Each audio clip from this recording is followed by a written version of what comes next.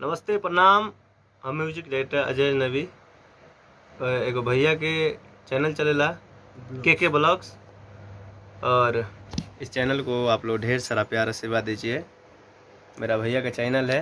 नमस्ते प्रणाम, हर हर महादेव। आप सभी चैनल के ज़्यादा से ज़्यादा सब्सक्राइब करी और लाइक करी जरूर। आइए मिलवाते हैं अपने बड़े भैया म्यूजिक डायरेक्टर श्री मनमोही जी से। नमस्ते प्रणाम, हम म्यूजिक डायरेक्टर श्री मनमोही। आज एक बड़ी खुशी के बात होता है कि कैचा जी राइटर, कृष्णा कैचा जी राइटर, वहाँ के एगो चैनल खुलल बा कृष्णा कैचा ब्लॉग्स।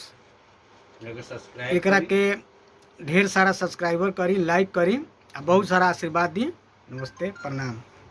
आइए अब बहुत ही मशहूर गीतकार राइटर राकेश जी से आप सबके मिलवा रहे हैं। नमस्कार प्रणाम, हम राइटर राकेश आप सबके प्रणाम करतनी और बतावल चाहतनी कि बहुत अच्छे गीतकार कृष्णा कैचा जी के ये चैनल बा के ब्लॉग्स।